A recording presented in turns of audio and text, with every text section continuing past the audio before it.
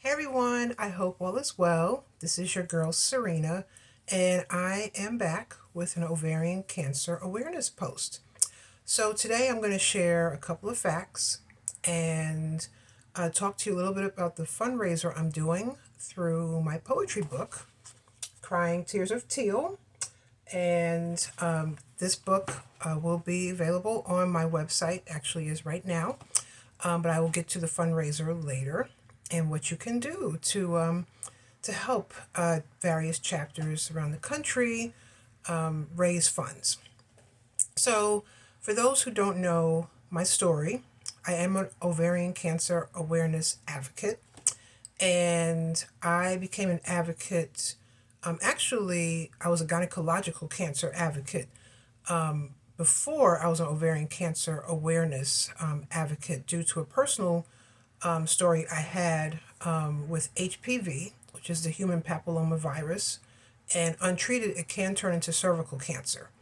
So, for years before my mother was diagnosed with ovarian cancer, I was raising awareness and educating women and men, which I still do to this day, about what HPV is and how, if left untreated, it can turn into cervical cancer.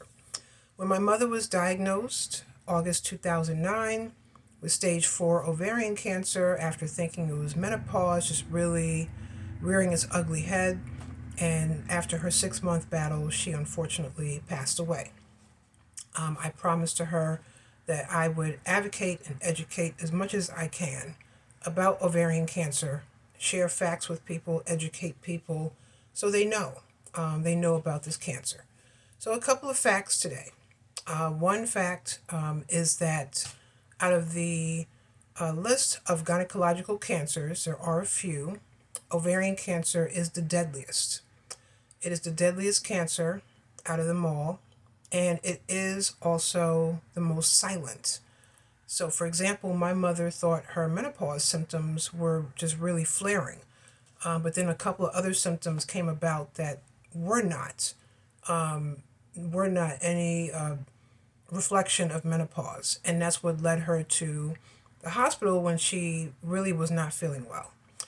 Unfortunately, about 75 to 80% women, by the time they are diagnosed, they are already in stage 3 or 4.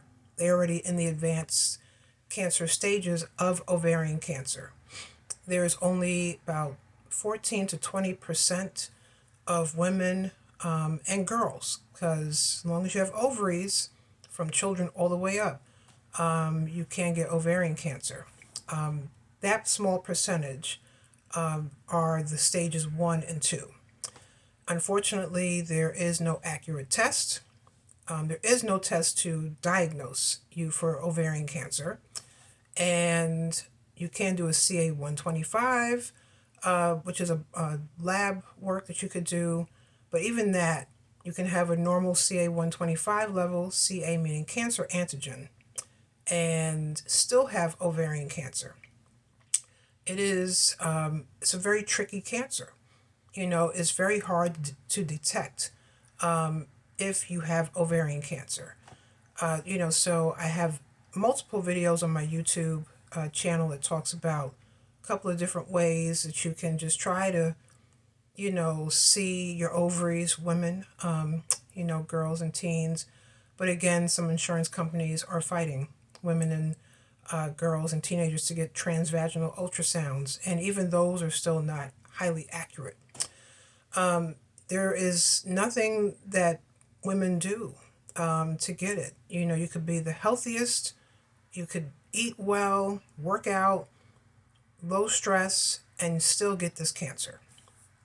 What some people are doing, women and men, so let's throw men in here. Another fact is people are starting to get gene tests. You want to get the BRCA1 and BRCA2, which are the genes that, if they're mutated genes, you're at risk for ovarian cancer. It's also the same genes that they look at for breast cancer. Of course, men can't get ovarian cancer. So you're probably sitting here, if you're a man, saying, all right, well, I'll get this gene test. What does it have to do with me? Well, here's fact number 2. Men, you can carry the mutated gene. and you can pass it on to your children. So men, if you have a daughter, for example, you can pass on that mutated gene to your daughter. So it is very important for you to get a gene test and to know where you stand with the BRCA1 and BRCA2 gene. What also happens is the gene can skip a generation. So I don't have mutated genes, the BRCA1 and BRCA2, thank goodness. I'm not sure if my mother had it or not, but if she did, it could skip over me, and my son could have it. So when my son gets a little older, I'm going to have him go through the DNA and gene testing just to see if he has the mutated genes or not. I pray to God he doesn't. So that's just a couple of facts I wanted to share. It's actually a few that I wanted to share with everyone.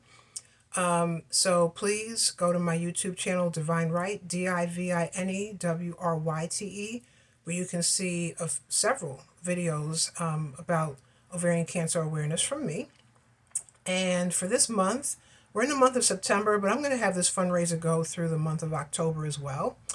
My book, Tears of Teal, is a poetry book that I wrote and published September of 2017. And I poetically documented my mother's journey with ovarian cancer, me as her caregiver, and what others experience as well. And I also have a special chapter dedicated to survivors. This month, and actually October as well, I will be selling the book for $25.